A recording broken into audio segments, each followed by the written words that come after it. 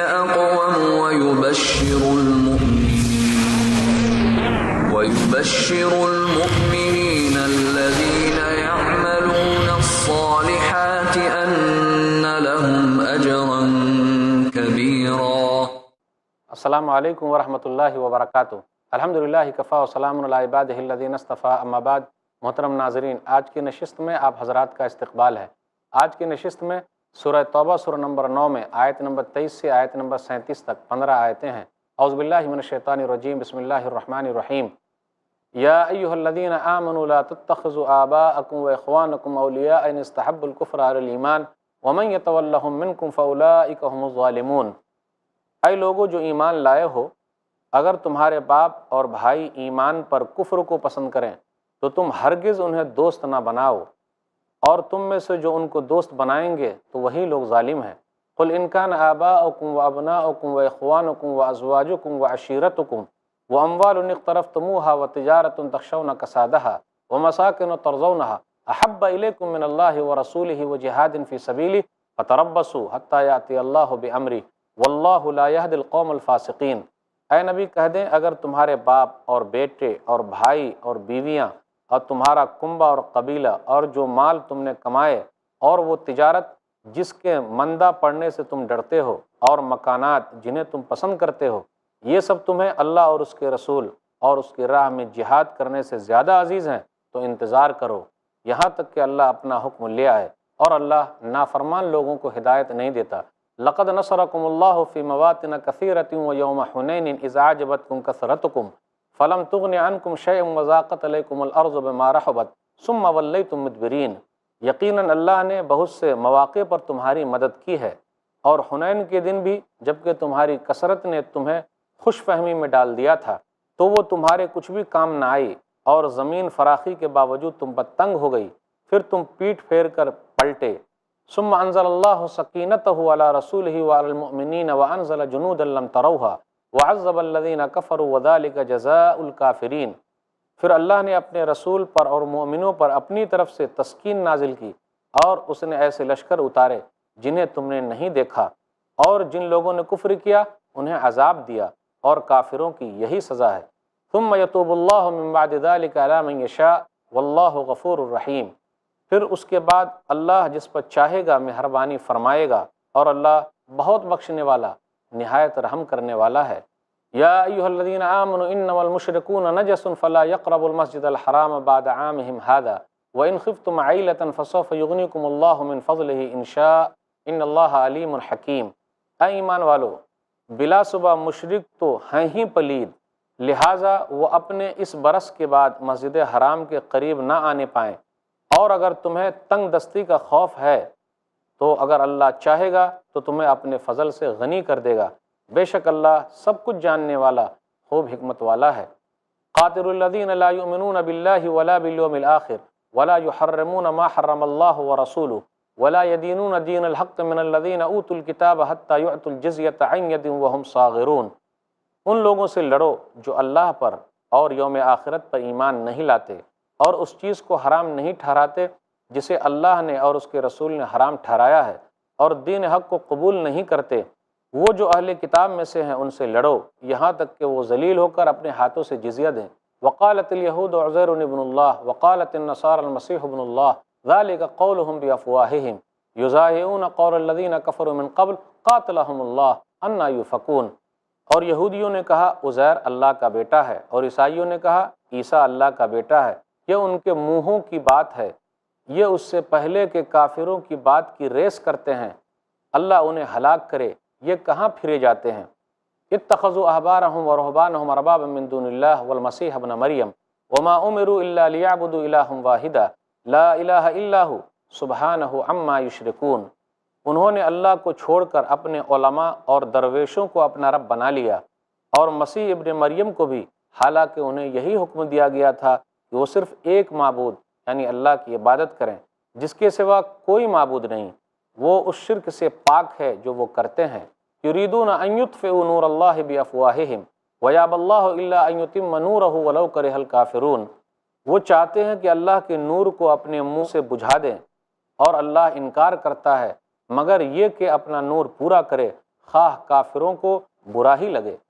هو الذی ارسل رسولہ بالہدی ودین الحق لیظہرہ علی الدین کلہ ولو کرہ المشرکون، وہی اللہ ہے جس نے اپنے رسول کو ہدایت اور دین حق کے ساتھ بھیجا تاکہ اسے سب دینوں پر غالب کرے، خواہ مشرکین کو برا ہی لگے۔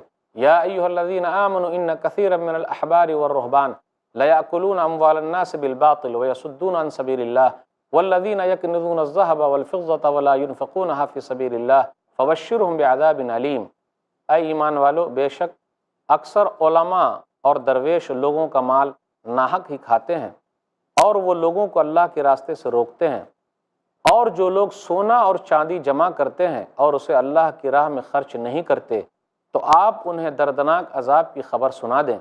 یوم یحمى علیہ فی نار جہنم فتکوی بہا جباہہم وجنوبہم وظہورہم ھذا ما کنزتم لانفسکم فذوقوا ما کنتم تکنزون۔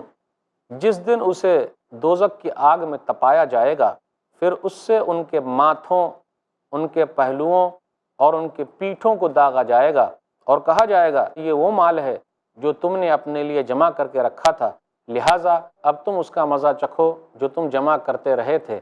ان عدۃ الشہور عند اللہ 12 شہرا فی کتاب اللہ یوم خلق السماوات والارض منها 4 حرم ذلک الدین القیم فلا تظلموا فیہن انفسکم وقاتلوا المشرکین کافۃ کما یقاتلونکم کافۃ واعلموا ان اللہ مع المتقین۔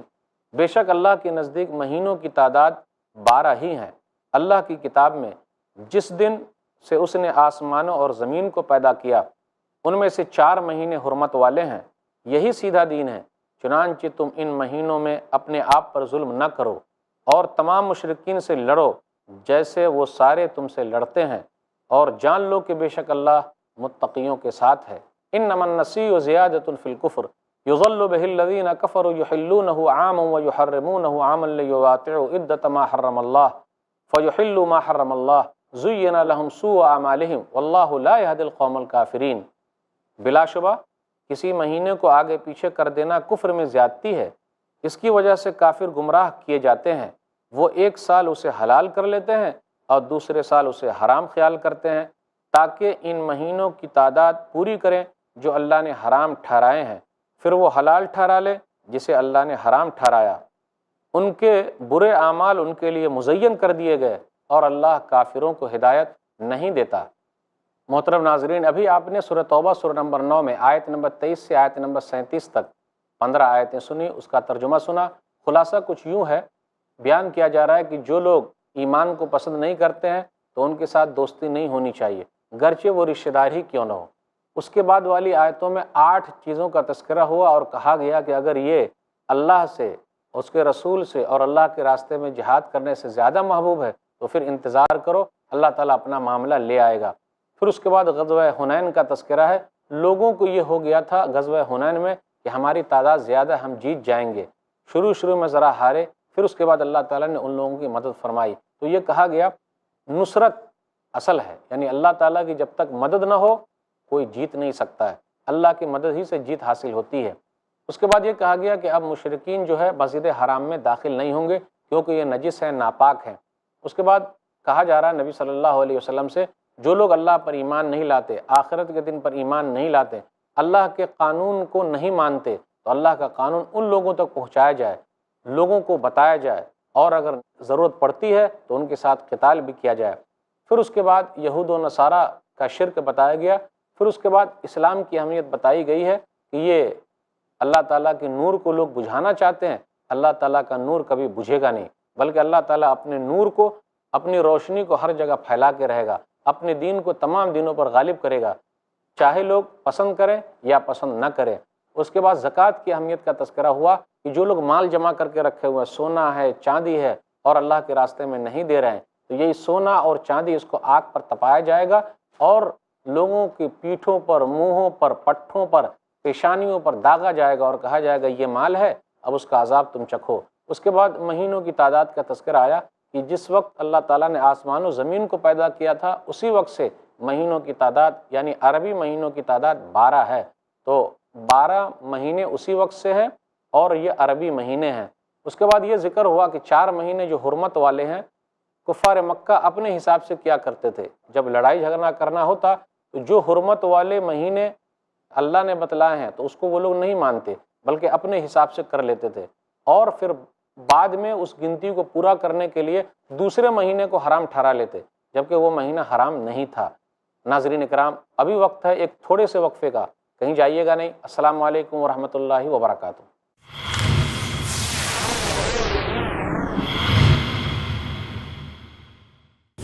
کرو تم ہر نماز میں خشوع کا اہتمام، رکھو غیب، کتاب اللہ اور آخرت پر ایمان۔ وبالآخرة هم يوقنون۔ نہ دو اللہ کے سوا عبادت میں کسی کو کوئی مقام، نہ کرو بدکاری اور نہ کوئی کام حرام، مانو اللہ کا حکم اور فرمان رسول، یہی ہیں حقیقی کامیابی کے روشن اصول۔ حقیقی کامیابی کے روشن اصول جانیے شیخ حافظ عبد التواب سے قرآن اور حدیث کی روشنی میں دین و دنیا کی حقیقی کامیابی کے روشن اصول، ہر بدھ دوپہر 2:30 بجے اور رات 8 بجے صرف i+TV پر، بہتر زندگی کے لیے۔ ہے ابتدا تجھی سے کہ تو ہی عظیم ہے۔ یہ کائنات عبارت اسی کے نام سے ہے، ہر ایک سمت ہیں دیکھو نشانیاں اس کی۔ کیا خوب زیابار مدینے کی فضا ہے، خوشبو میں بسی کیسی یہ طیبہ کی ہوا ہے۔ رنگ و نور ایک دینی مشاعرہ، بہترین اشعار و افکار کا گلدستہ، ہر جمعہ دوپہر 2:30 بجے اور شام 7:30 بجے صرف i+TV پر، بہتر زندگی کے لیے۔ صفائی، اسلام اور مسلمان، شیخ عبد الواجد مدنی سے جانیے صفائی کا کیا ہے مقام اسلام میں، ہر پیر دوپہر 3 بجے اور رات 9 بجے صرف i+TV پر، بہتر زندگی کے لیے۔ اپنے DTH اور کیبل آپریٹر سے آج ہی سمپرک کریں۔ Free to year.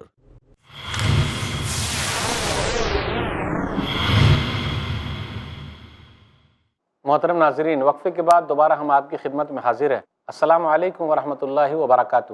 وقفے سے پہلے ہم نے سورہ توبہ سورہ نمبر 9 میں آیت نمبر 23 سے آیت نمبر 37 تک 15 آیتیں سنی، اس کا ترجمہ سنا، اس کا خلاصہ کو سنا۔ اب ذرا سی تفسیر ہو جائے۔ آیت نمبر 23 اور 24 پر غور کیجئے۔ مشرکوں کی دوستی ترک کر دینے کا حکم، اگرچہ وہ قریبی رشتہ دار ہوں، اگر وہ ایمان کے خلاف ہے تو ان سے دوستی نہیں رکھنی ہے۔ یا ایھا الذین آمنوا لا تتخذوا آباءکم واخوانکم اولیاء ان استحبوا الکفر علی الایمان، کیونکہ وہ لوگ ایمان پر کفر کو پسند کرتے ہیں، تو جگری دوستی نہیں رکھنی ہے، اسلامی دوستی نہیں رکھنی ہے، لیکن ویسے میل جل تو ہوگا ہی، اس سے منع نہیں کیا جا رہا ہے۔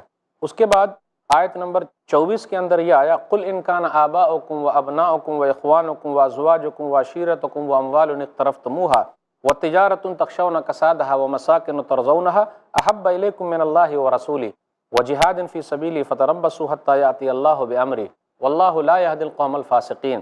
اس آیت میں 8 چیزوں کا تذکرہ ہے۔ یہ آیت نمبر 24 ہے سورہ توبہ سورہ نمبر 9 میں۔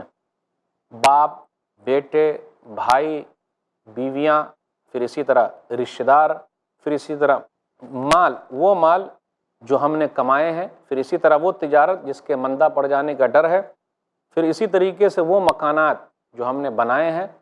یہ 8 چیزوں کے تذکرے کے بعد کہا گیا کہ اللہ اور اس کے رسول اور اللہ کے راستے میں جہاد کرنے سے زیادہ محبوب ہے تو اللہ کے معاملے کا انتظار کرو۔ تو محبت کا معیار کیا ہونا چاہیے؟ اللہ تعالیٰ سے محبت، رسول اللہ صلی اللہ علیہ وسلم سے محبت تمام چیزوں سے بڑھ کر ہونی چاہیے۔ سب سے نمبر 1 محبت اللہ تعالیٰ سے، نبی صلی اللہ علیہ وسلم سے محبت رسول صلی اللہ علیہ وسلم کا معیار کیا ہے؟ ایک حدیث پر غور کریں، صحیح بخاری کتاب الایمان والنذور کتاب نمبر 83 باب نمبر 3 باب کیف کانت یمین النبی صلی اللہ علیہ وسلم، حدیث نمبر 6632۔ عبداللہ بن ہشام رضی اللہ تعالیٰ عنہ کہتے ہیں كنا مع النبي صلى الله عليه وسلم وهو آخذ بيد عمر بن الخطاب فقال له عمر يا رسول الله لأنت أحب إلي من كل شيء إلا من نفسي فقال النبي صلى الله عليه وسلم لا والذي نفسي بيده حتى أكون أحب إليك من نفسك فقال له عمر فإنه الآن والله لأنت أحب إلي من نفسي فقال النبي صلی اللہ علیہ وسلم الآن یا عمر۔ عبداللہ بن ہشام رضی اللہ تعالیٰ عنہ نے کہا کہ ہم نبی صلی اللہ علیہ وسلم کے ساتھ تھے اور آپ صلی اللہ علیہ وسلم اس وقت حضرت عمر رضی اللہ تعالیٰ عنہ کا ہاتھ پکڑے ہوئے تھے، تو حضرت عمر رضی اللہ تعالیٰ عنہ نے کہا اے اللہ کے رسول، آپ میرے نزدیک میری جان کے سوا ہر چیز سے زیادہ محبوب ہیں۔ تو نبی صلی اللہ علیہ وسلم نے فرمایا نہیں، قسم ہے اس ذات کی جس کے ہاتھ میں میری جان ہے، میں تیری نزدیک تیری جان سے بھی زیادہ محبوب نہ ہو جاؤں۔ تو عمر بن خطاب رضی اللہ تعالیٰ عنہ نے کہا کہ آپ میرے نزدیک میری جان سے بھی زیادہ پیارے ہیں، محبوب ہیں۔ تو نبی صلی اللہ علیہ وسلم نے فرمایا ہاں اب بات بنی اے عمر۔ پھر اسی طرح جو لوگ اللہ کے راستے میں جہاد کرنے سے کتراتے ہیں، نقصان کیا بتایا گیا ہے۔ سنن ابی داؤد کتاب البیوع کتاب نمبر 22 حدیث نمبر 3462، عبداللہ بن عمر رضی اللہ تعالیٰ عنہ کہتے ہیں کہ میں نے رسول اللہ صلی اللہ علیہ وسلم کو فرماتے ہوئے سنا اذا تبایعتم بالعینہ واخذتم اذناب البقر ورضیتم بالزرع وترکتم الجہاد سلط اللہ علیکم ذلا لا ينزعوه حتی ترجعوا الی دینکم۔ نبی صلی اللہ علیہ وسلم نے فرمایا جب تم بیع اینہ کرنے لگو گے، گایوں کی دموں کو پکڑ لو گے، کھیتی باڑی میں لگے رہو گے اور جہاد چھوڑ دو گے تو اللہ تم پر ذلت مسلط کر دے گا اور اسے اس وقت تک دور نہیں کرے گا جب تک تم اپنے دین کی طرف پلٹ کر نہ آ جاؤ۔ بیع اینہ کہتے ہیں کہ ایک شخص کوئی سامان اپنا بیچتا ہے، ادھار پر بیچ رہا ہے لیکن کم قیمت پر اس سے پھر خرید لے، یہ بیع اینہ ہے، اس سے منع کیا جا رہا ہے۔ آگے غور کریں، آیت نمبر 25، 26، 27 میں غزوہ حنین کا تذکرہ ہے۔ لقد نصرکم اللہ فی مواطن کثیرۃ یوم حنین اذ اعجبتکم کثرتکم فلم تغن عنکم شیئا وضاقت علیکم الارض بما رحبت ثم ولیتم مدبرین۔ شوال 8 ہجری کا واقعہ ہے۔ مدینہ کے حوازن قبیلے کے لوگ نبی صلی اللہ علیہ وسلم سے اور صحابہ کرام سے جنگ کے لیے تیار ہوئے۔ مکہ اور طائف کے درمیان ایک وادی ہے جس کا نام ہے حنین۔ صحابہ کرام 12,000 تھے۔ اب ان کو اپنی تعداد پر بہت فخر تھا کہ جی ہم تو ہار ہی نہیں سکتے ہیں، لیکن یاد رکھیے گا فتح کا انحصار غیبی نصرت پر ہے۔ جب تک اللہ تعالیٰ کی مدد نہ آئے، تعداد چاہے جتنی زیادہ ہو جائے، جنگ جیتی نہیں جا سکتی ہے۔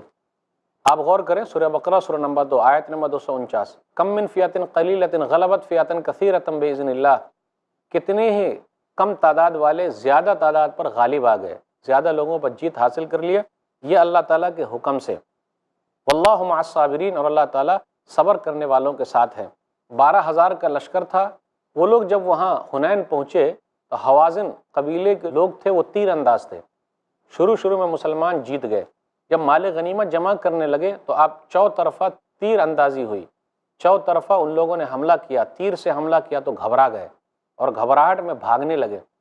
حدیث کے اندر آیا، صحیح بخاری کتاب الجہاد والسیر کتاب نمبر 56 حدیث نمبر 2864، ابو اسحاق بیان کرتے ہیں کہ ایک آدمی نے برا بن عازب رضی اللہ تعالیٰ عنہ سے کہا افررتم من رسول اللہ صلی اللہ علیہ وسلم یوم حنین؟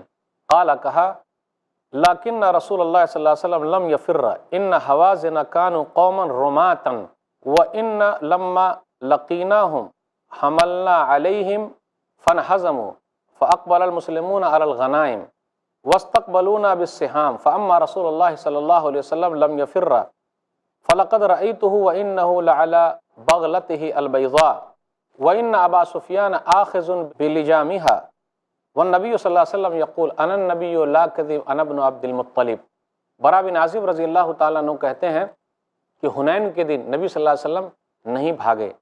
وہ لوگ حوازن قبیلے کے تیر انداز لوگ تھے۔ شروع میں ہماری جیت ہوئی، جب مال غنیمت جمع کرنے لگے تو اب ان لوگوں نے تیر چلانا شروع کر دیا تو تتر بتر ہو گئے۔ نبی صلی اللہ علیہ وسلم نہیں بھاگے، آپ اپنی سواری پر تھے اور اس کا لگام ابو سفیان پکڑے ہوئے تھے۔